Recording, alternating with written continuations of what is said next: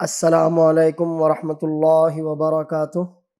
بسم اللہ الرحمن الرحیم، والحمد للہ رب العالمین، والصلاة والسلام علی رسول اللہ وعلی آلہ واصحابہ واتباعہ الی یوم الدین، اما بعد۔ محترم باوقار ماؤں، بہنوں اور بیٹیوں، اللہ عز و جل احکم الحاکمین کے فضل اور اس کی توفیق سے ہم نے یہ جو مبارک سلسلہ شروع کیا ہے، نماز کا طریقہ اور نماز میں ہونے والی چند غلطیاں، الحمدللہ اس مبارک سلسلے کی آج کی یہ ہماری 5ویں کڑی ہے۔ آج بتاریخ 27 نومبر 2022 اتوار کو ہم اس سیریز کے 5ویں حصے میں اللہ کے فضل اور توفیق سے جمع ہوئے ہیں۔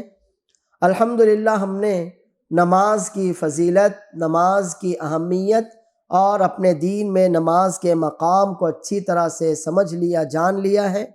اس کے بعد جب ہم نے نماز کا طریقہ شروع کیا تو اس سے پہلے طہارت اور وضو کا طریقہ بھی الحمدللہ ہم نے سیکھ لیا۔ نماز کی کچھ شرطیں ہمارے سامنے آ گئیں۔ اس کے بعد تکبیر تحریمہ سے لے کر قیام تک کا معاملہ اللہ کے فضل سے الحمدللہ مکمل ہوا۔ ایک سوال آپ میں سے کسی بہن نے پوچھا، اور وہ یہ کہ امام کے ساتھ اگر ہم جہری نماز میں شریک ہوں تو ہمیں سورہ فاتحہ کے علاوہ کیا پڑھنا چاہیے؟ ہم نے بہت تفصیل سے اس کا جواب پچھلے لیکچر میں دیا تھا کہ آپ امام کے ساتھ ہیں، امام جہری یعنی زور سے قرات کر رہا ہے، فجر کی دونوں رکعتیں ہیں، جمعہ کی دونوں رکعتیں ہیں، عیدین کی دونوں رکعتیں ہیں، مغرب کی پہلی دونوں رکعتیں ہیں، عشاء کی پہلی دونوں رکعتیں ہیں۔ تو یہ سب جو نمازیں ہیں جہری نمازیں، اسی طرح سے تراویح بھی۔ تو جہری جو قرات ہوتی ہے یعنی زور سے، تو اس میں امام کے ساتھ ہم صرف سورۃ الفاتحہ پڑھیں گے اور اس کے بعد خاموش رہیں گے۔ یہ پہلی اور دوسری رکعت میں ہوگا۔ لیکن اب جیسے مغرب کی تیسری رکعت ہے، عشاء کی تیسری اور چوتھی رکعت ہے، تو آپ اچھی طرح جانتے ہیں کہ مغرب کی تیسری میں اور عشاء کی تیسری اور چوتھی میں صرف سورۃ الفاتحہ ہی پڑھی جاتی ہے اور سری پڑھی جاتی ہے۔ سورۃ الفاتحہ پڑھنا ہی آپ کے لیے کافی ہے۔ آپ کو مغرب کی تیسری اور عشاء کی تیسری چوتھی میں سورۃ الفاتحہ کے علاوہ کچھ بھی پڑھنے کی ضرورت نہیں ہے۔ آپ خود امام ہوں یا امام کے پیچھے ہوں، اس سے کوئی فرق نہیں پڑتا۔ آپ مغرب کی تیسری میں اور عشاء کی تیسری چوتھی میں بھی صرف سورۃ الفاتحہ پڑھیں گی۔ اب وہ نمازیں جو سری ہیں، جیسے ظہر ہے اور عصر ہے۔ عصر کی نماز پوری سری ہے، یعنی چاروں رکعتوں میں قرات چپکے چپکے ہوتی ہے۔ عصر کی نماز بھی سری ہے، یعنی چاروں رکعتوں میں قرات سری چپکے چپکے ہوتی ہے۔ تو آپ پہلی ظہر کی پہلی اور دوسری دو رکعتوں میں، عصر کی پہلی اور دوسری دو رکعتوں میں سورۃ الفاتحہ پڑھیے، اور سورۃ الفاتحہ کے بعد اگر اللہ توفیق دے تو کوئی اور سورت ضرور پڑھیے، بہتر ہے۔ ظہر کی پہلی دوسری اور عصر کی پہلی دوسری میں سورۃ الفاتحہ پڑھیے، اور سورۃ الفاتحہ کے بعد کوئی اور سورت پڑھیے یا کسی بڑی سورت کی چند آیتیں پڑھیے، چونکہ اس میں امام جہری قرات نہیں کر رہا ہے، سری قرات ہے، لہٰذا آپ سورۃ الفاتحہ بھی پڑھیں گی اور کوئی اور سورت بھی پڑھیں گی، ظہر کی پہلی دوسری اور عصر کی پہلی دوسری میں۔ لیکن رہا مسئلہ ظہر کی تیسری چوتھی میں اور عصر کی تیسری چوتھی میں، تو صرف سورۃ الفاتحہ کافی ہے۔ ظہر کی تیسری چوتھی میں اور عصر کی تیسری چوتھی میں صرف سورۃ الفاتحہ پڑھیے، سورۃ الفاتحہ کے علاوہ کچھ مت پڑھیے۔ امید ہے بہت اچھی طرح سے بات واضح ہو گئی ہوگی پھر سے، کہ امام اگر جہری قرات کر رہا ہے تو آپ صرف سورۃ الفاتحہ پڑھیں گی بس، پہلی دوسری رکعت میں، اور جہری قرات پہلی دوسری رکعت میں ہی ہوتی ہے۔ پھر جو سری نماز ہے ظہر عصر، تو ظہر اور عصر کی پہلی دوسری رکعت میں آپ سورۃ الفاتحہ پڑھیے اور اس کے بعد کوئی اور سورت یا کسی سورت کی آیتیں پڑھیے۔ لیکن تیسری چوتھی رکعت میں پھر چاہے وہ ظہر عصر ہو یا مغرب عشاء ہو، آپ کو صرف سورۃ الفاتحہ پڑھنا ہے، سورۃ الفاتحہ کے علاوہ اور کچھ مت پڑھیے۔ امید ہے بات بہت اچھی طرح واضح ہو گئی ہوگی۔ پھر بھی اگر کوئی اشکال ہو، کوئی مشکل ہو، کوئی اعتراض ہو، کوئی مسئلہ ہو جو سمجھ میں نہ آیا ہو، تو آپ پھر سے درس کے بعد انشاءاللہ پوچھ سکتی ہیں۔ وباللہ التوفیق۔ اب ہم اللہ کے فضل سے، توفیق سے قیام کر چکے۔ اگلا جو ہمارا رکن ہے، ہم نے آپ کو اچھی طرح سے بتایا اور سمجھایا ہے کہ نماز کی کچھ شرطیں ہیں، نماز کے کچھ ارکان ہیں، نماز کے کچھ فرائض ہیں اور نماز کے کچھ سنت اور مستحب عمل ہیں۔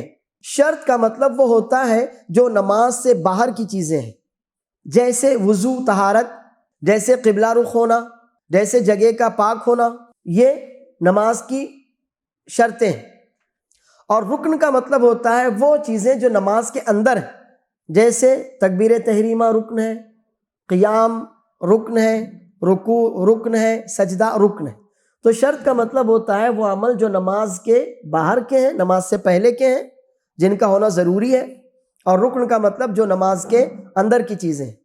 لیکن دونوں کا نتیجہ ایک ہی ہوتا ہے، وہ یہ ہے کہ اگر شرط نہیں پائی جائے گی تو آپ کی نماز نہیں پائی جائے گی، اسی طرح سے رکن نہیں پایا جائے گا تو آپ کی نماز بھی نہیں پائی جائے گی۔ مثلا وضو نماز کے لیے شرط، اگر وضو نہیں تو نماز نہیں۔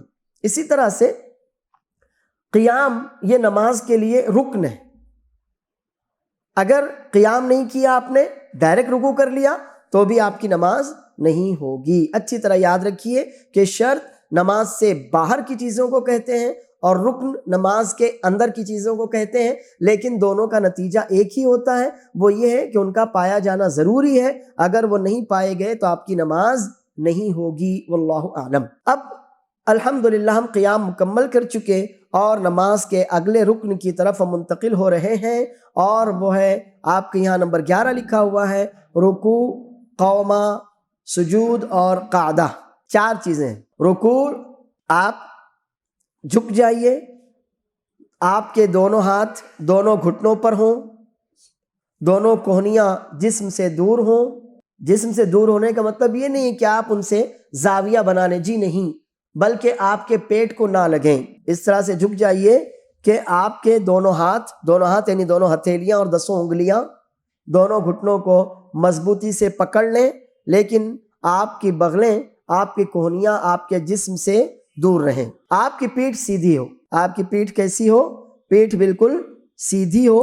رسول اللہ صلی اللہ علیہ وسلم فرماتے ہیں کہ اس شخص کی نماز نہیں ہوتی الذی لا یقیم صلبہ فی الرکوع وفی السجود، جو شخص رکوع اور سجود میں پیٹھ سیدھی نہیں رکھتا اس کی نماز نہیں ہوتی۔ تو رکوع کیسے کریں گی آپ؟ انشاءاللہ اللہ نے چاہا تو ہم آپ کو اسکرین پر بھی یہ سلسلہ ہو جانے دیجئے، پوری پریکٹیکل نماز اور وضو اللہ نے چاہا تو بتائیں گے انشاءاللہ۔ اب آپ کا رکوع ہے، آپ اللہ اکبر کہیے، قیام سے رکوع میں جائیے، آپ کی دونوں ہتھیلیاں اور 10 انگلیاں دونوں گھٹنوں پر ہوں، مضبوطی سے اپنے گھٹنوں کو آپ پکڑ لیجئے، بالکل جیسے مضبوطی سے مٹھی بند کر کے کسی چیز کو پکڑتے ہیں، اس طرح سے آپ کی ہتھیلیاں پھیلی ہوئی ہوں، انگلیاں پھیلی ہوئی ہوں اور مضبوطی سے اپنے گھٹنوں کو پکڑ لیجئے۔ آپ کی پیٹھ سیدھی ہو۔ کچھ لوگ ہیں جو نماز میں رکوع میں پیٹھ سیدھی نہیں رکھتے، ان کی پیٹھ سیدھی ہونی چاہیے۔ اب رکوع یہ نماز کا رکن ہے، آپ کے سامنے ہیڈنگ ہے رکوع اور سجدہ نماز کے ارکان ہیں۔ اللہ تعالیٰ فرماتا ہے یا ایھا الذین آمنوا، اے مومنو، ارکعوا واسجدوا، رکوع اور سجدہ کرو۔ یا ایھا الذین آمنوا ارکعوا واسجدوا، اے مومنو رکوع اور سجدہ کرو۔ اب کیسے کرو؟ دیکھیے آپ کے سامنے پھر سے اسکرین پر، رکوع میں گھٹنوں کو پکڑنا اور کوہنیوں کو سیدھا رکھنا ہے۔ عباس بن سہل بن سعد رحمہ اللہ، تابعی ہیں عباس، اور ان کے والد سہل رضی اللہ عنہ صحابی، کہتے ہیں قال اجتمع ابو حمید و ابو اسید و سہل بن سعد و محمد بن مسلمۃ رضی اللہ عنہ مجمعین، 4 صحابہ کرام جمع ہوئے، اکٹھا ہوئے، ابو حمید، ابو اسید، سہل بن سعد جو عباس کے والد ہیں یہاں اس روایت کے راوی، اور محمد بن مسلمہ رضی اللہ عنہ مجمعین، فذکروا صلاۃ رسول اللہ صلی اللہ علیہ وسلم، انہوں نے رسول اللہ صلی اللہ علیہ وسلم کی نماز کا تذکرہ کیا، یعنی کہنے لگے کہ نبی کریم صلی اللہ علیہ وسلم اس طرح سے نماز ادا کرتے تھے۔ فقال ابو حمید انا اعلمکم بصلاۃ رسول اللہ صلی اللہ علیہ وسلم، تو ابو حمید رضی اللہ عنہ نے کہا میں رسول اللہ صلی اللہ علیہ وسلم کی نماز کو آپ لوگوں سے زیادہ بہتر طریقے سے جانتا ہوں، یعنی بہت اچھی طریقے سے میں نے دیکھا ہے اور یاد رکھا ہے۔ اس سے معلوم ہوا کہ اگر کسی مسئلے میں کچھ لوگ بحث کر رہے ہوں اور آپ کو اس مسئلے میں پورا علم ہو تو آپ کہہ سکتے ہیں کہ مجھے اس بارے میں آپ سے زیادہ معلوم ہے، لیکن یہ فخر اور گھمنڈ کے طور پر نہیں ہونا چاہیے، بس علم کے اظہار کے لیے اگر ہے تب کوئی مسئلہ نہیں۔ ابو حمید رضی اللہ عنہ نے کہا انا اعلمکم بصلاۃ رسول اللہ صلی اللہ علیہ وسلم، میں رسول اللہ صلی اللہ علیہ وسلم کی نماز کو آپ لوگوں سے زیادہ بہتر طریقے سے جانتا ہوں۔ ان رسول اللہ صلی اللہ علیہ وسلم رکع فوضع یدیہ علی رکبتیہ کأنہ قابض علیہما ووتر یدیہ فرحاہما عن جنبیہ وَإِذَا رَكَعَ أَمْكَنَ يَدَيْهِ مِنْ رُكْبَتَيْهِ، کہتے ہیں کہ رسول اللہ صلی اللہ علیہ وسلم جب رکوع میں گئے تو آپ نے اپنے دونوں ہاتھوں سے گھٹنوں کو مضبوطی سے پکڑ لیا، دونوں ہاتھوں سے گھٹنوں کو مضبوطی سے پکڑ لیا، جیسے کہ میں نے آپ کو بتایا آپ کی ہتھیلیاں دونوں گھٹنوں پر ہوں، دائیں ہاتھ کی ہتھیلی دائیں گھٹنے پر اور بائیں ہاتھ کی ہتھیلی بائیں گھٹنے پر ہو، اور انگلیاں پھیل کر مضبوطی سے آپ کے گھٹنے کے آس پاس کی جگہوں کو پکڑ لیں۔ رسول اللہ صلی اللہ علیہ وسلم نے رکوع کیا تو اپنے دونوں ہاتھوں سے گھٹنوں کو مضبوطی سے پکڑ لیا، اور کیا کیا؟ وَوَتَّرَ يَدَيْهِ، دونوں ہاتھ بالکل سیدھے تان کر رکھے، جیسے کہ میں نے بتایا آپ کو اپنی کوہنیوں سے زاویہ اینگل نہیں بنانا ہے بلکہ سیدھا رکھنا ہے، تان کر رکھنا ہے۔ اور کیسے رکھا؟ فَنَحَّاهُمَا عَنْ جَنْبَيْهِ، اور آپ نے اپنی دونوں کوہنیاں، دونوں ہاتھ اپنے پہلوؤں سے الگ رکھے، آپ نے اپنے دونوں ہاتھ یا دونوں کوہنیاں اپنے پہلوؤں سے الگ رکھی، اور بخاری کی روایت کے جو الفاظ ہیں اس میں ہے وَإِذَا رَكَعَ أَمْكَنَ يَدَيْهِ مِنْ رُكْبَتَيْهِ، رسول اللہ صلی اللہ علیہ وسلم جب رکوع کرتے تو اپنے ہاتھوں سے گھٹنوں کو مضبوطی سے پکڑ لیتے۔ اس کے بعد دیکھیے ہم نے جو بات آپ کو بتائی کہ رکوع میں پیٹھ اور سر برابر رکھیں گے، پیٹھ سیدھی ہوگی اور سر بھی پیٹھ ہی کی سیدھ میں ہوگا، یہ نہیں کہ سر جھکا ہوا ہو یا پیٹھ سے زیادہ اٹھا ہوا ہو، بلکہ بالکل پیٹھ اور سر ایک سیدھ میں ہوں گے، گویا کی ایک لائن پیٹھ سے سر تک بن رہی ہو۔ عائشہ رضی اللہ عنہا کی یہ روایت ہے، وہ کہتی ہیں وَكَانَ إِذَا رَكَعَ لَمْ يُشْخِصْ رَأْسَهُ وَلَمْ يُصَوِّبْهُ وَلَكِنْ بَيْنَ ذَلِكَ، رسول اللہ صلی اللہ علیہ وسلم جب رکوع میں جاتے، جب آپ رکوع میں ہوتے تو لم یشخص رأسہ، نہ سر اوپر اٹھاتے، ولم یصوبہ، نہ نیچے جھکاتے، ولیکن بین ذالک، بلکہ بالکل پیٹھ کی سیدھ میں رکھتے تھے۔ تو رکوع کا یہ طریقہ ہے، اللہ اکبر کہیے، رکوع میں جائیے، رکوع میں آپ کی پیٹھ اور آپ کا سر بالکل ایک سیدھ میں ہو، پیٹھ مڑی ہوئی نہ ہو، سر اٹھا ہوا یا جھکا ہوا نہ ہو، پیٹھ سیدھی ہو، سر بالکل پیٹھ کی سیدھ میں ہو، آپ کی نگاہیں وہی اپنے سجدے کی جگہ پر ہوں، یعنی جو بالکل سیدھی لکیر آپ کی آنکھوں سے زمین تک بننا چاہیے، آپ کی دونوں ہتھیلیاں دونوں گھٹنوں پر جمی ہوئی ہوں، اور آپ اپنی انگلیاں پھیلا کر اپنے گھٹنوں کو مضبوطی سے پکڑ لیجئے۔ یہ ہے آپ کے رکوع کا طریقہ۔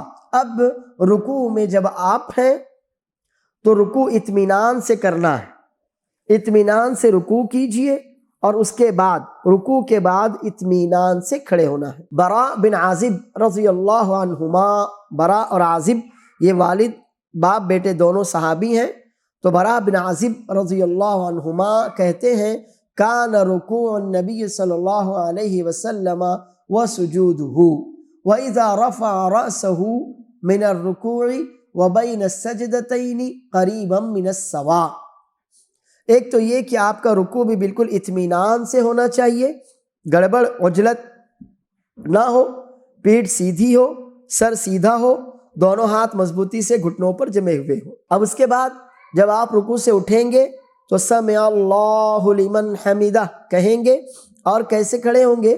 نبی صلی اللہ علیہ وسلم کا رکوع، نبی صلی اللہ علیہ وسلم کا سجدہ، نبی صلی اللہ علیہ وسلم جب رکوع سے اٹھتے قوما کرتے تو قوما، اور اس کے بعد دونوں سجدوں کے درمیان جب آپ بیٹھتے تھے تو آپ کا رکوع، آپ کا سجدہ، رکوع کے بعد قوما، دونوں سجدوں کے درمیان جو جلسہ ہے قعدہ، یہ کیسا تھا؟ تقریباً برابر ہوتا تھا۔ رسول اللہ صلی اللہ علیہ وسلم کا رکوع، رسول اللہ صلی اللہ علیہ وسلم کا رکوع سے اٹھنے کے بعد قوما، نبی صلی اللہ علیہ وسلم کے سجدے اور نبی صلی اللہ علیہ وسلم کا دونوں سجدوں کے درمیان بیٹھنا کیسے ہوتا تھا؟ قریباً من السواء، تقریباً برابر ہوتا تھا۔ یعنی تقریباً اگر مان لیتے ہیں 1 منٹ کا رکوع تو 1 منٹ کا قوما، 1 منٹ کا سجدہ تو 1 منٹ کا جلسہ، 1.5 منٹ کا رکوع تو 1.5 منٹ کا قوما، 1.5 منٹ کا سجدہ تو 1.5 منٹ کا جلسہ، تقریباً برابر ہوتا تھا۔ تو برابر ہوتا تھا کا مطلب یہ ہے کہ آدمی دھیان رکھے ہم کیا پڑھ رہے ہیں، کتنا پڑھ رہے ہیں، کیسے پڑھ رہے ہیں۔ بس یہ کہ رکوع میں گئے سبحان ربی العظیم، سبحان ربی العظیم اور اٹھے، نہیں، ایسا مت کیجیے۔ سکون سے رکوع کیجیے، جو دعائیں نبی کریم صلی اللہ علیہ وسلم سے رکوع میں، قومے میں، سجدے میں، جلسے میں ثابت ہیں، سکون سے وہ پڑھیے۔ رسول اللہ صلی اللہ علیہ وسلم کے چاروں جو کام تھے تقریباً برابر مدت کے یا وقت کے ہوتے تھے، اس کا دھیان رکھیے۔ اس کے بعد جب آپ رکوع سے اٹھ جائیں گے تو سمع اللہ لمن حمدہ کہہ کر آپ کو رکوع سے اٹھنا ہے، آپ کو سمع اللہ لمن حمدہ کہہ کر رکوع سے اٹھنا ہے۔ اور ہم نے آپ کو بتایا ہے کہ رکوع سے اٹھنے کے بعد جب آپ رکوع سے اٹھیں گے سمع اللہ لمن حمدہ کہیں گے، اللہم ربنا ولک الحمد کہیے، یا کم از کم ربنا لک الحمد کہیے، ربنا ولک الحمد کہیے۔ جو آپ کو اللہ نے یاد کروایا ہو، جس کی توفیق دی ہو، آپ وہ کہہ سکتے ہیں۔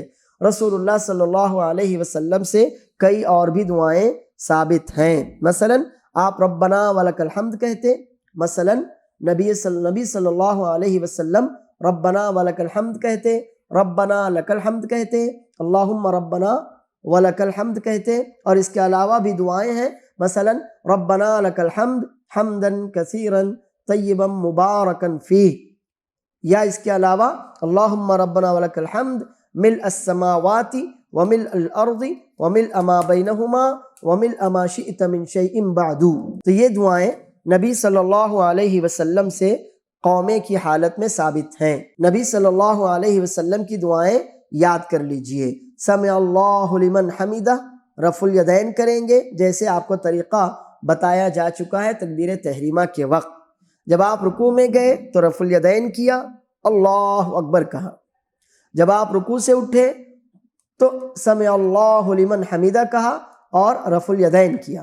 اس کے بعد ربنا ولک الحمد، اللہم ربنا ولک الحمد، جو بھی آپ کو آسان لگے، اور پھر اس کے بعد اگر چاہیں تو حمدن کثیرا طیبا مبارکا فیہ پڑھیے، یا اس کے علاوہ کوئی اور دعا، مثلا اہل الثناء والمجد لا احصی ثناء علیک انت کما اثنیت علی نفسک پڑھیے، یا اللہم لا مانع لما اعطیت ولا معطی لما منعت ولا ينفع ذا الجد منک الجد پڑھیے، یا احق ما قال العبد وکلنا لک عبد پڑھیے، یا پھر اس کے علاوہ ربنا ولک الحمد ملء السماوات وملء الارض وملء ما بینہما وملء ما شئت من شیء بعد پڑھیے۔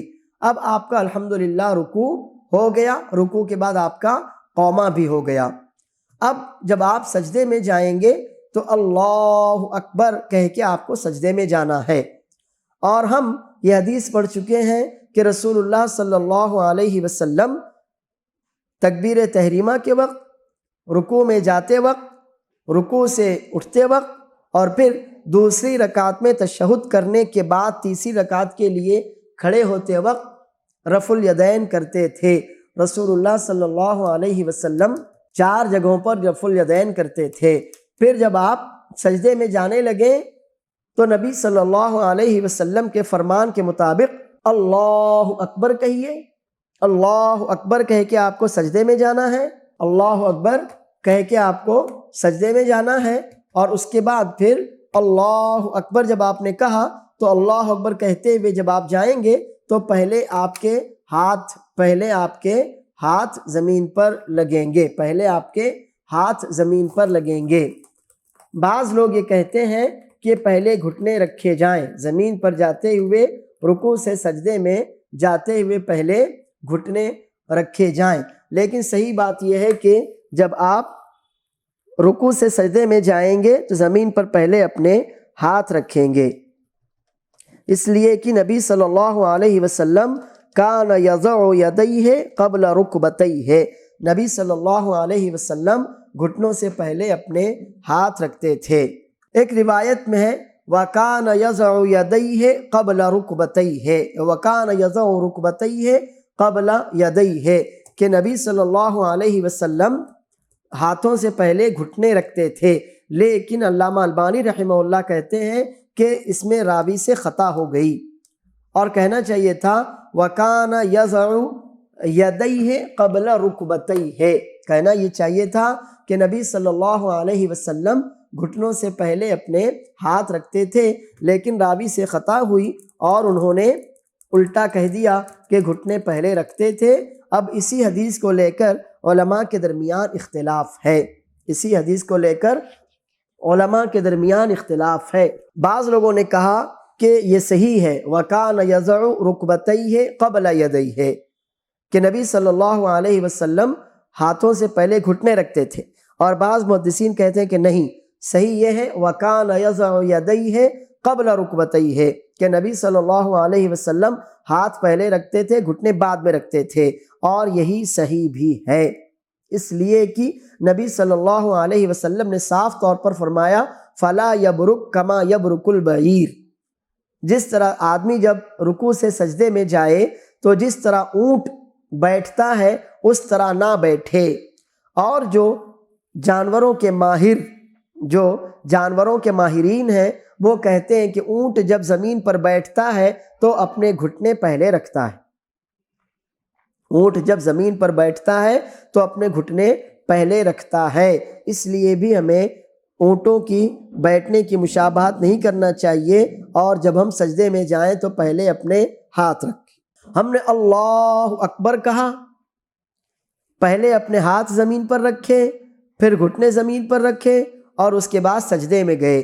رسول اللہ صلی اللہ علیہ وسلم فرماتے ہیں امرت ان اسجد علی 7 اعظم، امرت ان اسجد علی 7 اعظم، مجھے حکم دیا گیا ہے کہ 7 ہڈیوں پر سجدہ کروں، مجھے حکم دیا گیا ہے کہ 7 ہڈیوں پر سجدہ کروں۔ وہ 7 ہڈیاں کون سی ہیں؟ نبی صلی اللہ علیہ وسلم نے اس کی وضاحت کی، علی الیدین، دونوں ہاتھ یعنی دونوں ہتھیلیاں، والرکبتین، دونوں گھٹنے، واطراف القدمین، اور دونوں پیروں کی انگلیاں، دونوں ہاتھ، دونوں گھٹنے، دونوں پیر، دونوں پیروں کی 10 انگلیاں، اور اس کے بعد آپ کی علی الجبہۃ واشار بیدہ الی الانف، اور پیشانی پر، اور نبی صلی اللہ علیہ وسلم نے اپنے ہاتھ سے اپنی ناک کی طرف بھی اشارہ کیا، نبی صلی اللہ علیہ وسلم نے اپنے ہاتھ سے اپنی پیشانی اور ناک کی طرف اشارہ کیا، واشار بیدہ الی الانف۔ تو آپ کل دیکھیے کتنے حصے ہو گئے؟ 7۔ جب ہم اللہ اکبر کہیں، سجدے میں جائیں تو پہلے اپنے ہاتھ رکھیں، اور پھر دونوں گھٹنے رکھیں۔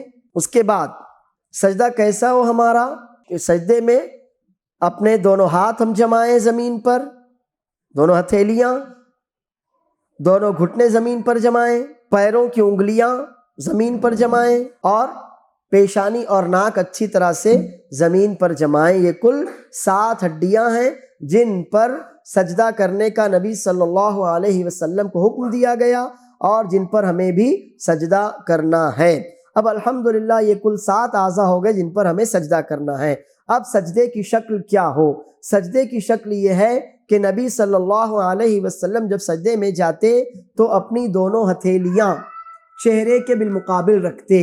نبی صلی اللہ علیہ وسلم جب سجدے میں جاتے تو اپنی دونوں ہتھیلیاں چہرے کے سامنے رکھتے۔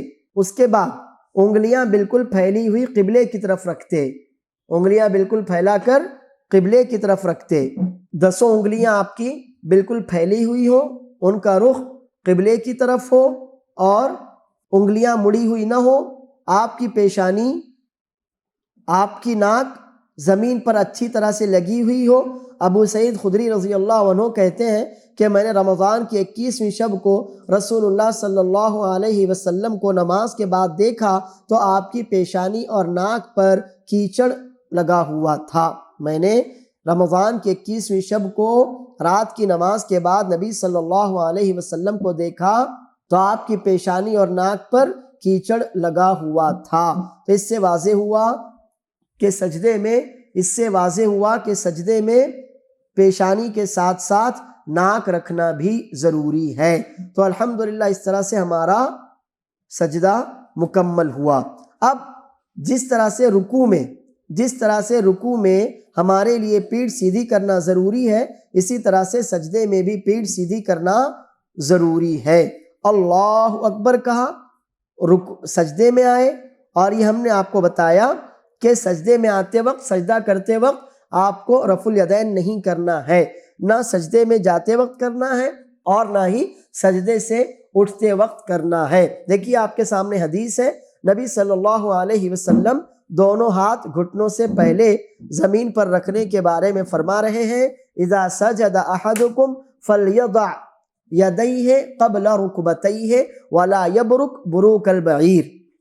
رسول اللہ صلی اللہ علیہ وسلم فرما رہے ہیں جب تم میں سے کوئی سجدہ کرے تو اپنے ہاتھ گھٹنوں سے پہلے زمین پر رکھے اور اونٹ کی طرح نہ بیٹھے۔ اور عبداللہ بن عمر رضی اللہ عنہما کا معمول تھا، ان کے شاگرد نافع رحمہ اللہ کہتے ہیں انہ کان یضع یدیہ قبل رکبتیہ، کہ عبداللہ بن عمر رضی اللہ عنہما جو صحابی ہیں، عمر رضی اللہ عنہ کے بیٹے ہیں، وہ سجدے میں جاتے تو گھٹنوں سے پہلے زمین پر ہاتھ رکھتے تھے، ہاتھ پہلے رکھتے تھے پھر گھٹنے رکھتے تھے۔ وقال، اور کہتے کان رسول اللہ صلی اللہ علیہ وسلم یفعل ذالک، رسول اللہ صلی اللہ علیہ وسلم بھی ایسا ہی کرتے تھے۔ اب آپ کے سامنے اسکرین پر سجدے کے اعضاء ہیں۔ نبی صلی اللہ علیہ وسلم فرماتے ہیں امرت ان اسجد علی 7 اعظم علی الجبہۃ واشار بیدہ علی انفہ والیدین والرکبتین واطراف القدمین۔ ہمارے سجدے کے جو اعضاء ہیں، جسم کے جن اعضاء کو زمین پر رکھنا ہمارے لیے سجدے میں ضروری ہے، تو نبی کریم صلی اللہ علیہ وسلم فرماتے ہیں مجھے 7 ہڈیوں پر سجدہ کرنے کا حکم دیا گیا ہے، پیشانی پر، اور آپ نے ساتھ ہی ناک کی طرف بھی اشارہ کیا، پیشانی پر اور ساتھ ہی آپ نے ناک کی طرف بھی اشارہ کیا، اور والیدینی دونوں ہاتھوں پر، والرکبتینی دونوں گھٹنوں پر، واطراف القدمین اور دونوں پیروں کی انگلیوں پر۔ دیکھیے 7 ہڈیاں ہو گئیں، پیشانی اور ناک 1، دونوں گھٹنے 3، دونوں ہاتھ 5 اور دونوں پیروں کی انگلیاں 7۔ اگر سجدے میں آپ اپنی ناک زمین پر نہیں رکھتے یا بلا وجہ ایک ہاتھ اٹھاتے ہیں پیٹھ کھجانے کے لیے، دوپٹے سیدھے کرنے کے لیے، یا بلا وجہ اپنا ایک پیر اٹھاتے ہیں دوسرے پیر کو کھجالنے کے لیے، تو جان لیجئے وہ آپ کا سجدہ نہیں ہوگا، آپ کو نماز دہرانی پڑے گی، سوائے کہ کوئی مجبوری ہے، کوئی عذر ہے، کوئی مسئلہ ہے، وہ ایک الگ چیز ہے، ورنہ ٹائم پاس کرتے ہیں لوگ، وقت گزاری، تو سجدے میں ناک نہیں رکھی، ہاتھ بلا وجہ ادھر سے ادھر ہے، پیر اٹھ رہا ہے زمین سے تو پھر جان لیجئے کہ آپ کا وہ سجدہ نہیں ہوگا۔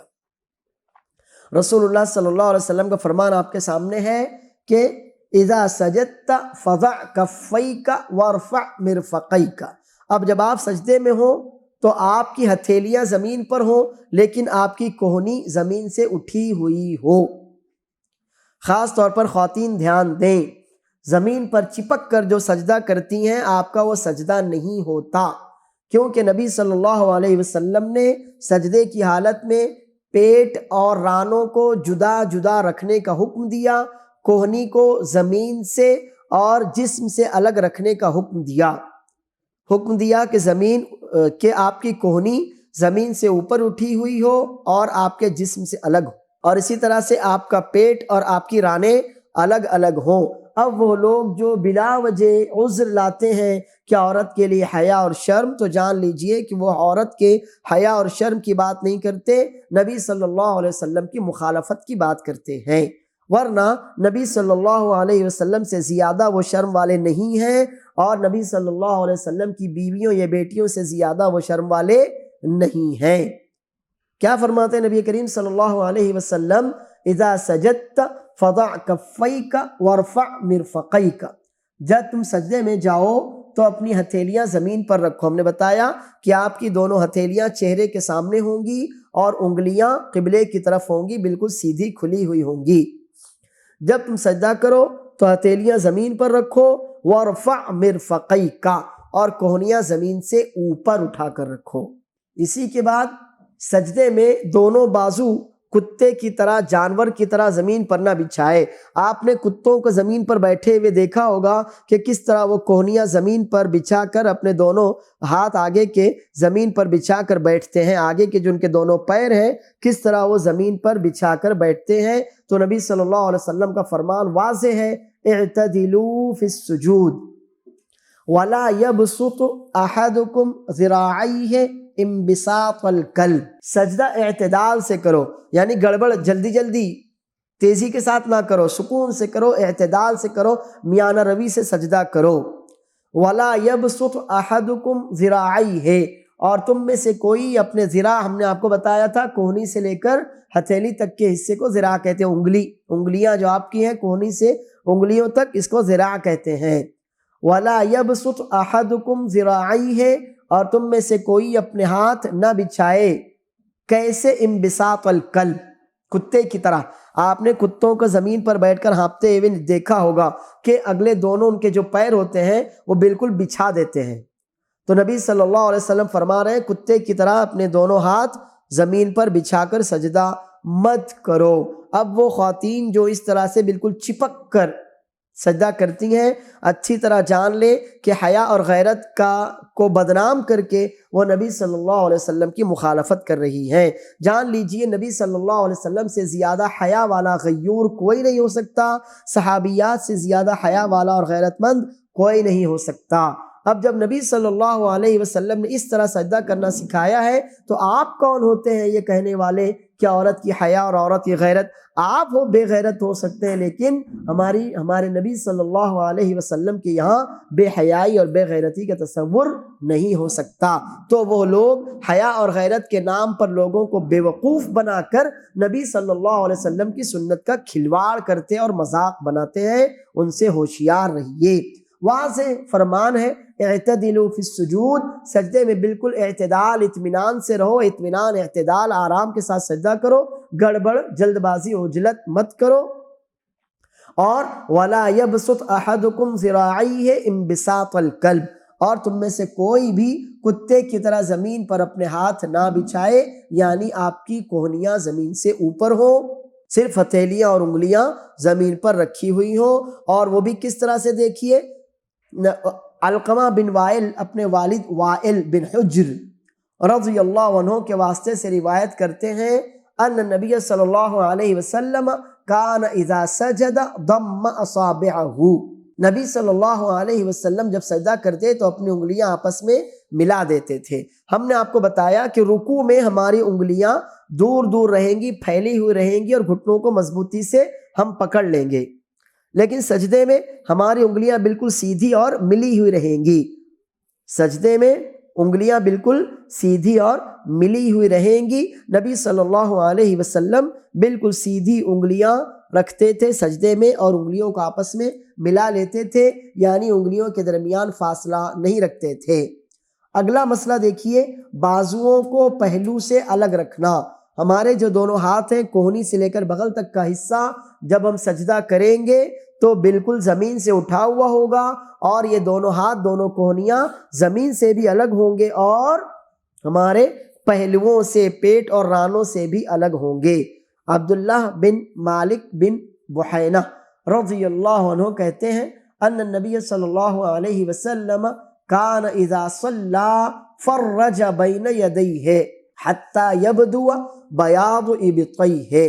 نبی صلی اللہ علیہ وسلم جب نماز پڑھتے یعنی سجدہ کرتے تو اپنے دونوں بازوؤں کو، دونوں ہاتھوں کو اتنی دور رکھتے تھے کہ ہمیں آپ کے بغلوں کی سفیدی دکھائی دیتی۔ اب ظاہر ہے ہم اتنا تو نہیں پھیلائیں گے، خواتین ہو یا مرد، ہم اتنا زیادہ ہاتھ نہیں پھیلائیں گے، لیکن کہنا یہ ہے کہ اپنی دونوں کوہنیاں اور دونوں بازو یہ جسم سے الگ رکھیں گے، پہلو سے چمٹا کر، سٹا کر، لگا کر، ملا کر نہیں رکھیں گے، زمین سے اٹھا کر رکھیں گے اور جسم سے، پہلو اور رانوں سے بھی دور رکھیں گے۔ اب یہ نہیں کہ اتنا زیادہ آپ پھیلائیے کہ جیسے یہاں ہے اتنا آپ کو نہیں پھیلانا، بس یہ یاد رکھنا ہے کہ اس حدیث کا مفہوم یہ ہے کہ نبی صلی اللہ علیہ وسلم جب سجدہ کرتے تو دونوں ہتھیلیاں زمین پر رکھتے، اپنی دونوں کوہنیاں یہ زمین سے اٹھا کر رکھتے اور اپنے دونوں بازو اور کوہنیاں یہ اپنے جسم سے بھی الگ رکھتے تھے، دور رکھتے تھے۔ تو جب آپ سجدہ کریں تو اپنی دونوں ہتھیلیاں انگلیوں کے ساتھ زمین پر بچھا کر رکھیں، اپنی کوہنیاں زمین سے اٹھا کر رکھیں، دونوں کوہنیاں اور دونوں بازو زمین سے اور جسم سے تھوڑا فاصلے پر رکھیں۔ اب اس کے بعد سجدے میں ہتھیلیوں کو کندھوں کے برابر رکھنا۔ ابو حمید ساعدی رضی اللہ عنہ کی ہی یہ روایت ہے ان نبی صلی اللہ علیہ وسلم کان اذا سجد امکن انفہ وجبہتہ من الارض ونحى يديه عن جنبيه ووضع كفيه حذو منكبيه۔ ابو حمید ساعدی رضی اللہ عنہ کہتے ہیں نبی صلی اللہ علیہ وسلم جب سجدہ کرتے تو ناک اور پیشانی زمین پر ٹکا دیتے، امکنا اچھی طرح سے ٹکا دیتے، انفہ وجبہتہ ناک اور پیشانی۔ نبی صلی اللہ علیہ وسلم جب سجدہ کرتے تو اپنی ناک اور پیشانی زمین پر اچھی طرح سے ٹکا دیتے تھے، اور وَنَحَّى يَدَيْهِ عَنْ جَنْبَيْهِ اور اپنی دونوں کوہنیاں، دونوں ہاتھ اپنے دونوں پہلوؤں سے دور رکھتے تھے، الگ رکھتے تھے۔ وَوَضَعَ كَفَّيْهِ حَذْوَ مَنْكِبَيْهِ اور اپنی دونوں ہتھیلیاں اپنے دونوں کندھوں کے بالمقابل، کندھوں کے برابر رکھتے تھے۔ تو اب آپ کے لیے دونوں باتیں جائز ہیں، یا تو اپنی دونوں ہتھیلیاں کندھوں کے برابر رکھیے یا اپنی دونوں ہتھیلیاں چہرے کے سامنے رکھیے۔ دونوں ہتھیلیاں آپ کے لیے جائز ہیں، یا تو کندھوں کے برابر رکھیے اور یا تو دونوں ہتھیلیوں کے بیچ میں چہرہ رکھیے، یہ دونوں ہی طریقے آپ کے لیے جائز ہے۔ اب دیکھیں یہاں پر سجدے میں پیشانی کو دونوں ہتھیلیوں کے درمیان رکھنا، سمجھ میں آ گئی بات؟ یعنی آپ کے لیے دونوں طریقے جائز ہیں۔ یعنی کیا؟ نمبر 1، دونوں ہتھیلیاں کندھوں کے برابر رکھیے تو چہرہ آپ کا آگے ہوگا، اور یا تو دونوں ہتھیلیاں بالکل چہرے کے اس طرح سامنے رکھیے کہ چہرہ دونوں ہتھیلیوں کے درمیان میں آ جائے۔ یہ دونوں ہی طریقے جائز ہیں۔ یہ دوسرے طریقے کی روایت ہے، وائل بن حجر رضی اللہ عنہ کہتے ہیں فلما سجد سجد بین کفیہ، نبی صلی اللہ علیہ وسلم سجدہ کرتے تو دونوں ہتھیلیوں کے درمیان سجدہ کرتے، یعنی اپنا چہرہ دونوں ہتھیلیوں کے بیچ میں رکھتے تھے۔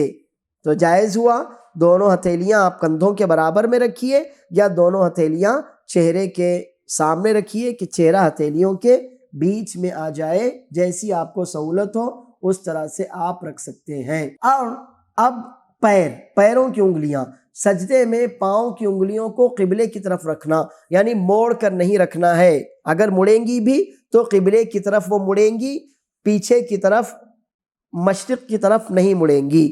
سجدے میں پاؤں کی انگلیاں قبلے کی طرف ہوں گی۔ ابو حمید ساعدی نے نبی صلی اللہ علیہ وسلم کی نماز کا جو طریقہ بیان کیا اسی میں وہ کہتے ہیں رضی اللہ عنہ فَإِذَا سَجَدَ وَضَعَ يَدَيْهِ غَيْرَ مُفْتَرِشٍ وَلَا قَابِضِهِمَا وَاسْتَقْبَلَ بِأَطْرَافِ أَصَابِعِ رِجْلَيْهِ الْقِبْلَةِ۔ نبی صلی اللہ علیہ وسلم نے جب سجدہ کیا تو اپنے ہاتھوں کو بچھایا نہیں اور نہ پہلو سے چپکا کر سمیٹ لیا۔ دیکھیے دونوں باتیں آ گئیں، ایک تو اپنے ہاتھوں کو زمین پر کتے کی طرح بچھایا بھی نہیں کہ جیسے کتے اپنے دونوں اگلے پیر زمین پر بچھا دیتے ہیں، آپ نے اس طرح سے نہیں کیا، اور دوسرا اپنے ہاتھوں کو پہلو سے اپنی رانوں اور پیٹ سے چپکا کر بھی نہیں رکھا، اور کیا کیا وَاسْتَقْبَلَ بِأَطْرَافِ أَصَابِعِ رِجْلَيْهِ الْقِبْلَةَ، اور اپنے دونوں پاؤں کی انگلیوں کا رخ قبلے کی طرف رکھا، اور اپنے پیروں کی انگلیوں کا رخ قبلے کی طرف رکھا، یعنی ناخن جو آپ کے پیروں کی انگلیوں کے ہیں ان کا رخ قبلے کی طرف ہو۔ اگر وہ تھوڑے بہت مڑ جاتے ہیں تو فرق نہیں، لیکن ان کا مڑنا مغرب کی طرف ہو، مشرق کی طرف، یعنی آپ کی پیٹھ کی طرف نہ ہو۔ اور اس کے بعد اب آپ کے جو دونوں پیر ہیں وہ کتنی دور رہیں گے، دونوں قدم جو آپ کے ہیں وہ کتنی دور رہیں گے یا ملے رہیں گے؟ دیکھیے سجدے میں ایڑیوں کو ملا کر رکھنا۔ ابو ہریرہ رضی اللہ عنہ کی حدیث عائشہ رضی اللہ عنہ سے روایت کی ہوئی ہے۔ عائشہ رضی اللہ عنہ کہتی ہیں فقدت رسول اللہ صلی اللہ علیہ وسلم لیلۃ من الفراش فالتمسته فوقعت یدی علی بطن قدمیہ وهو فی المسجد وہما منصوبتان، اور ایک روایت میں ہے فوجدته ساجدا راسا عقبیہ مستقبلا باطراف اصابعہ القبلۃ۔ ابو ہریرہ رضی اللہ عنہ کہتے ہیں کہ عائشہ رضی اللہ عنہ نے فرمایا ایک رات رسول اللہ صلی اللہ علیہ وسلم جب میرے یہاں تھے، رات میں میری نیند کھلی تو رسول اللہ صلی اللہ علیہ وسلم کو میں نے بستر پر نہیں پایا۔ اب اس زمانے میں نبی صلی اللہ علیہ وسلم کے گھر میں چراغ نہیں ہوتا تھا، تو کہتی ہے بستر پر نبی کریم صلی اللہ علیہ وسلم نہیں تھے، میں نے آپ کو تلاش کیا، اندھیرے میں ادھر سے ادھر ہاتھ ٹٹولا تو میرا ہاتھ آپ کے تلووں پر لگا، نبی صلی اللہ علیہ وسلم کے پیروں کے تلووں پر لگا۔ وَهُوَ فِي الْمَسْجِدِ وَهُوَ فِي السُّجُودِ، آپ سجدے میں تھے، اور وَهُمَا مَنْصُوبَتَانِ، اور آپ کی دونوں ایڑیاں، دونوں پیر، دونوں قدم کھڑے ہوئے تھے۔ دونوں قدم ظاہر ہے سجدے میں آپ کے دونوں قدم سمجھتے ہیں نا، ٹخنوں سے نچلا جو حصہ ہوتا ہے اس کو قدم کہتے ہیں، تو آپ کے دونوں قدم کھڑے ہوئے تھے، ایڑیاں کھڑی ہوئی تھیں اور انگلیاں زمین سے لگی ہوئی تھیں۔ اگلی روایت واضح ہے فَوَجَدْتُهُ سَاجِدًا رَاسًا عَقِبَيْهِ، میں نے دیکھا کہ نبی صلی اللہ علیہ وسلم سجدے کی حالت میں ہیں اور آپ کی دونوں ایڑیاں، پیر کا جو پچھلا حصہ ہوتا ہے اس کو ایڑی کہتے ہیں، اور آپ کی دونوں ایڑیاں ایک دوسری سے ملی ہوئی تھیں، مستقبلاً باطراف اصابعہ القبلۃ، اور رسول اللہ صلی اللہ علیہ وسلم نے اپنے پیروں کی انگلیوں کا رخ قبلے کی سمت کیا ہوا تھا۔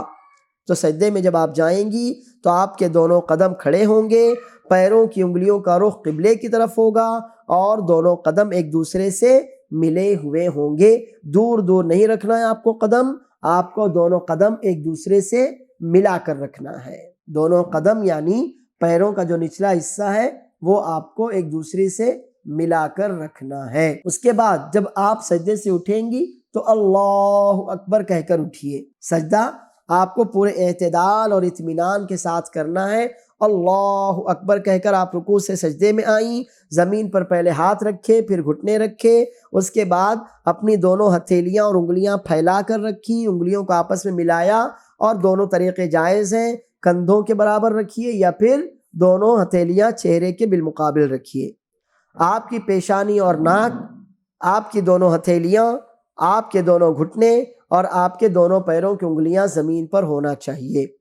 آپ کے دونوں ہاتھ یعنی کوہنیوں تک کا حصہ یہ زمین سے اٹھا ہوا ہونا چاہیے، اور آپ کی کوہنیاں اور آپ کے پہلو یہ پیٹ سے اور رانوں سے دور ہونا چاہیے۔ سجدے میں پیٹھ سیدھی کیجیے، نہ بہت زیادہ لیٹیے کہ محسوس ہو آپ لیٹ گئیں، اور نہ بالکل ایسے کہ گٹھری بن گئیں، ایسا نہیں، نہ گٹھری بننا ہے اور نہ بالکل الٹا لیٹ جانا ہے، جی نہیں، بلکہ درمیانی حالت میں آپ کا سجدہ ہوگا کہ پیٹ اور رانیں دور دور رہیں گی، آپ کے دونوں ہاتھ زمین سے اوپر ہوں گے، کونیاں اٹھی ہوئی ہوں گی اور پیٹ سے رانوں سے الگ ہوں گی، اور آپ کی دونوں ایڑیاں ایک دوسری سے ملی ہوئی ہوں گی۔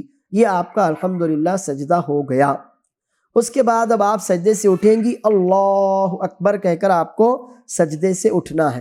اور ہم نے بتایا کہ آپ کو سجدے میں جاتے ہوئے یا سجدوں کے درمیان رفع الیدین نہیں کرنا ہے۔ اب آپ جو قعدے میں بیٹھی ہیں تو کس طرح سجدوں کے درمیان بیٹھنے کی کیفیت حالت کیا ہوگی؟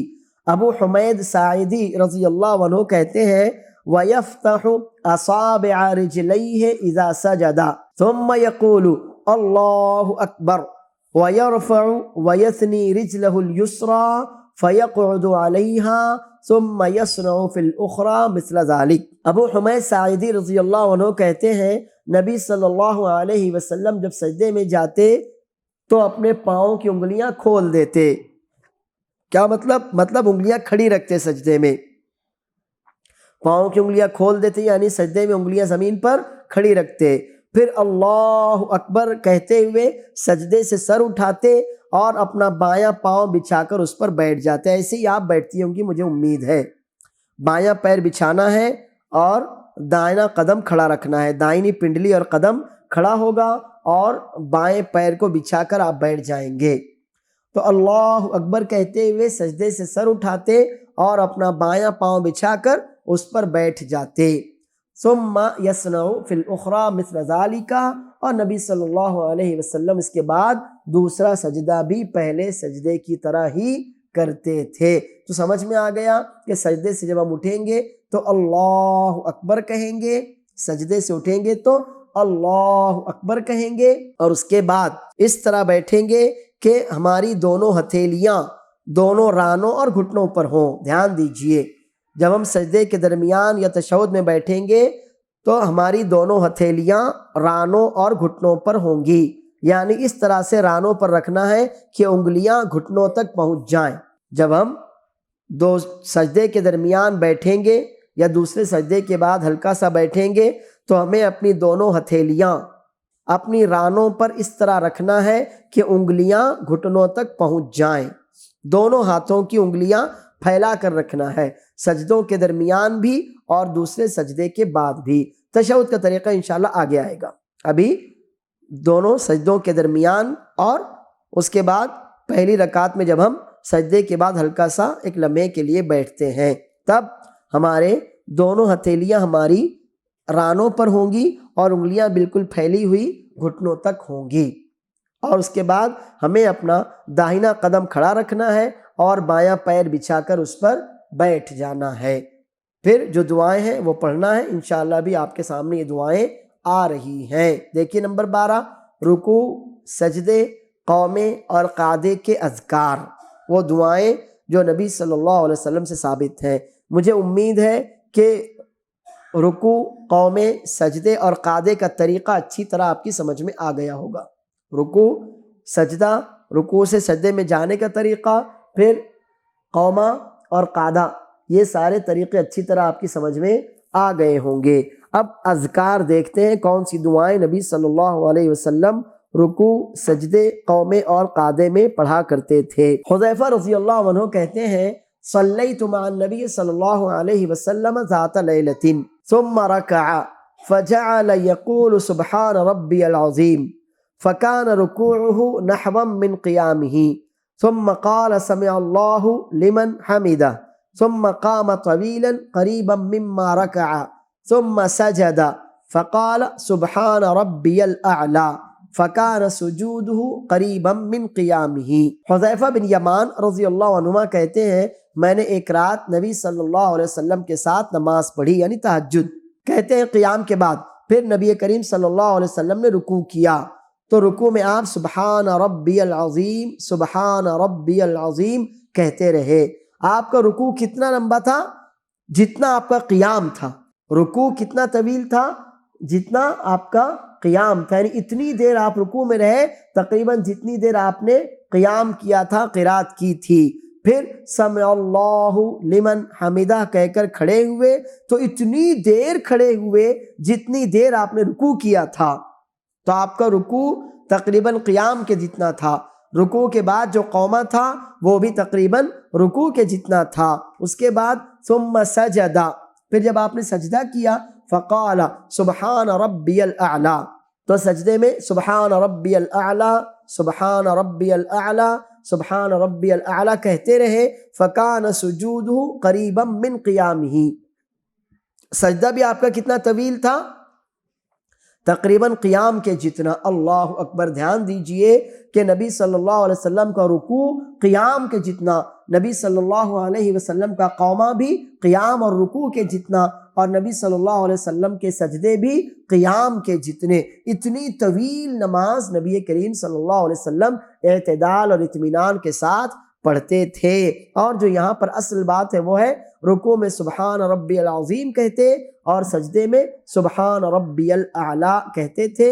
یہ چھوٹی چھوٹی دعائیں تقریباً سبھی کو یاد ہیں۔ اس کے بعد جب ہم رکوع سے سر اٹھائیں تو کیا کیا کہہ سکتے ہیں؟ میں نے جو دعائیں بتائی ہیں انہی میں سے پھر سے دیکھیے۔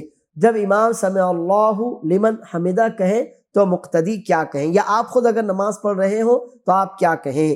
جب امام اذا قال الامام سمع اللہ لمن حمدہ، نبی کریم صلی اللہ علیہ وسلم فرماتے جب امام سمع اللہ لمن حمدہ کہے کہ جس نے اللہ کی تعریف کی، اللہ نے اس کی بات سن لی، جب امام یہ کلمہ پڑھے رکوع سے اٹھے فقولوا اللہم ربنا لک الحمد، میں نے بتایا ربنا لک الحمد ربنا ولک الحمد اللہم ربنا لک الحمد اللہم ربنا ولک الحمد، چاروں طرح ہے اور آگے بھی دعائیں ہیں جو انشاءاللہ آپ جانیں گی۔ تو کیا کہیے آپ؟ اللہم ربنا لک الحمد کہیے۔ اس کا کیا فائدہ ہے، اس کی کیا فضیلت ہے؟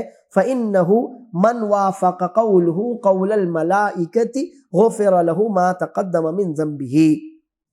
اب جس نے اللہم ربنا لک الحمد یہ دعا پڑھی تو فرشتے بھی اس وقت یہ دعا کہتے ہیں۔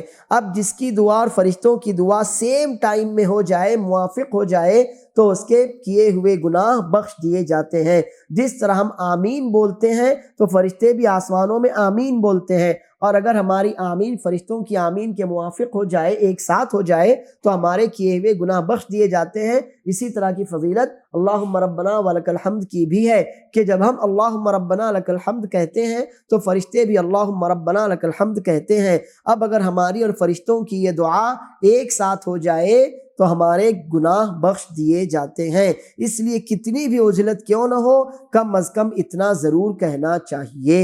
اس کے بعد امام رکوع سے سر اٹھا کر کیا کہے؟ ابو ہریرہ رضی اللہ عنہ کہتے ہیں کان رسول اللہ صلی اللہ علیہ وسلم یقول حین یفرغ من صلاة الفجر من القراءة ویکبر ویرفع رأسہ سمع اللہ لمن حمدہ ربنا ولک الحمد۔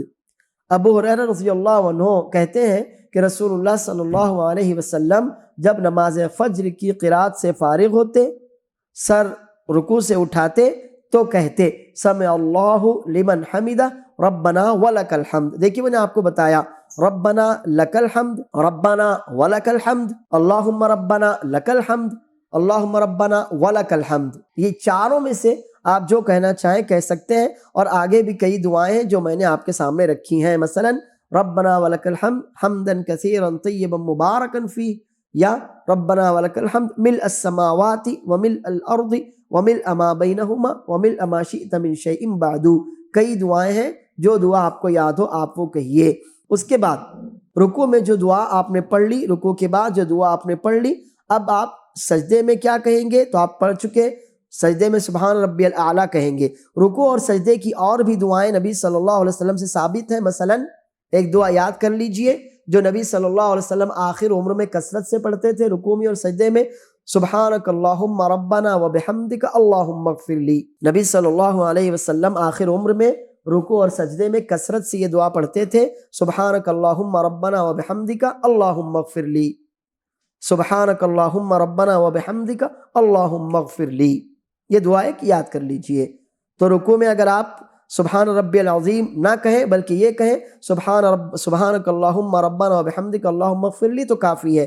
اسی طرح سجدے میں اگر آپ سبحان ربی الاعلیٰ نہ کہیں بلکہ یہی کہیں سبحانک اللہم ربنا و بحمدک اللہم اغفر لی تو کافی ہے، اور اگر دونوں دعائیں پڑھتے ہیں انشاءاللہ تو بھی جائز ہے۔ دونوں سجدوں کے درمیان کی بھی کئی دعائیں ہیں، ان میں سے ایک دعا یہاں آپ کے سامنے ہے۔ حذیفہ رضی اللہ عنہ کہتے ہیں ان نبی صلی اللہ علیہ وسلم کان یقول بین السجدتین رب اغفر لی رب اغفر لی، میرے رب مجھے بخش دے میرے رب مجھے بخش دے۔ تو دونوں سجدوں کے درمیان کم از کم اگر آپ لمبی دعا نہیں پڑھ سکتے اللہم اغفر لی وارحمنی واجبرنی وارفعنی واہدنی وعافنی وارزقنی، یہ لمبی دعا ہے۔ اگر آپ یہ دعا نہیں پڑھ سکتے تو بھی کم از کم رب اغفر لی ایک بار، دو بار، تین بار، جو اللہ آپ کو توفیق دے ضرور پڑھنا چاہیے دونوں سجدوں کے درمیان۔ اب الحمدللہ آپ کا رکوع ہو گیا، قومہ ہو گیا، سجدہ ہوا، پھر سجدے کے بعد جلسہ ہوا، قعدہ ہوا، دوسرا سجدہ بھی ہو گیا۔ اب آپ کو اٹھنا ہے دوسری رکعت کے لیے یا پھر تیسری رکعت کے بعد چوتھی رکعت کے لیے۔ تو کیسے اٹھیں گے؟ آپ پہلی رکعت آپ کی الحمدللہ مکمل ہو گئی، اب آپ کو اٹھنا ہے دوسری رکعت کے لیے، یا آپ کی تیسری رکعت ہو گئی آپ کو چوتھی رکعت کے لیے اٹھنا ہے۔ تو کیسے اٹھنا ہے؟ نبی صلی اللہ علیہ وسلم کا طریقہ دیکھیے۔ مالک بن حویرث رضی اللہ عنہ کہتے ہیں انہ رأى النبی صلی اللہ علیہ وسلم یصلی فاذا كان في وتر من صلاته لم ينهض حتى يستوي قاعدا۔ مالک بن حویرث رضی اللہ عنہ کہتے ہیں کہ انہوں نے نبی صلی اللہ علیہ وسلم کو نماز پڑھتے ہوئے دیکھا۔ جب نبی کریم صلی اللہ علیہ وسلم پہلی یا تیسری رکعت میں ہوتے، پہلی کے بعد دوسری کے لیے اور تیسری کے بعد چوتھی رکعت کے لیے کھڑے ہونا چاہتے تو کیا کرتے؟ لم ینہض، سیدھا کھڑے نہیں ہو جاتے کہ سجدے سے سیدھا کھڑے ہو گئے، نہیں، ایسا نہیں کرتے، بلکہ حتی یستوی قاعدا، پہلے سکون سے سیدھے بیٹھ جاتے۔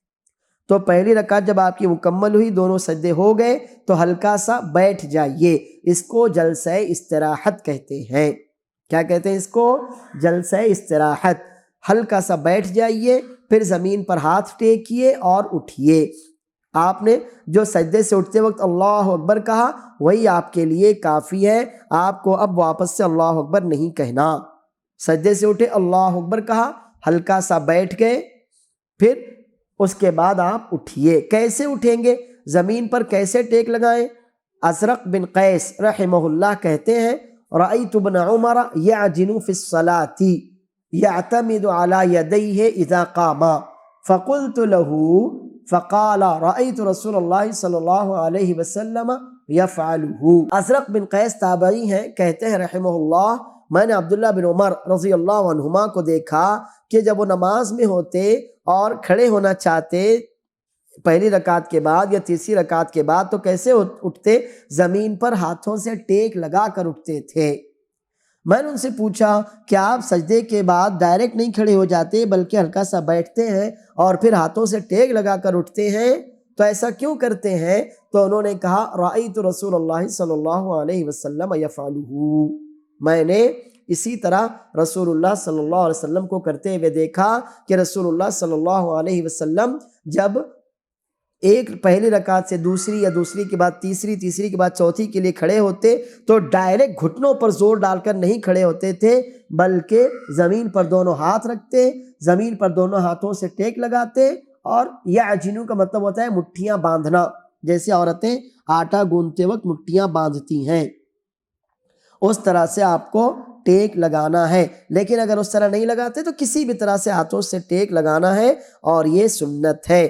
ڈائریکٹ گھٹنوں پر ہاتھ رکھ کر مت کھڑے ہوئیے، بلکہ دونوں ہتھیلیاں زمین پر ٹیکیے، اور زمین پر دونوں ہتھیلیاں ٹیک کر آپ اپنی دوسری، تیسری یا پھر چوتھی رکعت کے لیے کھڑے ہوئیے۔ یہاں پر آپ کے سامنے ایک اور روایت ہے، کہتے ہیں ازرق بن قیس رحمہ اللہ رأیت ابن عمر اذا قام من الرکعتین اعتمد علی الارض بیدیہ فقلت لولده ولجلسائه لعله يفعل هذا من الكبر قالوا لا ولكن هذا يكون۔ میں نے عبداللہ بن عمر رضی اللہ عنہما کو دیکھا کہ جب وہ 2 رکعتیں مکمل کرتے، تیسری کے لیے کھڑے ہونا چاہتے تو زمین پر ہاتھوں سے ٹیک لگاتے۔ تو میں نے ان کے بیٹے اور آس پاس جو موجود تھے ان کے ساتھی، ان سے پوچھا کہ شاید بوڑھے ہو گئے ہیں اس لیے زمین پر ہاتھ ٹیک کر اٹھتے ہیں؟ تو ان لوگوں نے جواب دیا نہیں نہیں، بلکہ نماز کا طریقہ ایسا ہی ہے، یہ بڑھاپے یا کمزوری کی وجہ سے نہیں ہے، بلکہ نماز کا طریقہ ایسا ہی ہے۔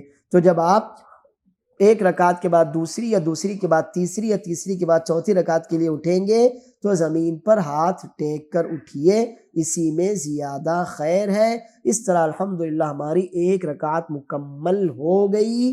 اللہ عز و جل ہم جو کچھ سیکھیں اس پر عمل کرنے کی توفیق دے، ہماری نمازیں اور ہمارے تمام اعمال نبی صلی اللہ علیہ وسلم کی سنت کے مطابق ہوں۔ اللہ تعالی ہمیں اور آپ کو نبی صلی اللہ علیہ وسلم اور صحابہ کرام رضی اللہ عنہم اجمعین سے محبت کرنے کی، ان کا منہج اور طور طریقہ اختیار کرنے کی اور ان کے مطابق اپنی زندگیوں کو ڈھالنے کی توفیق عطا فرمائے، آمین۔ جو کچھ ہم سیکھیں اسے دوسروں تک علم اور عمل کے ساتھ پہنچانے کی اللہ تعالی ہمیں توفیق دے، آمین۔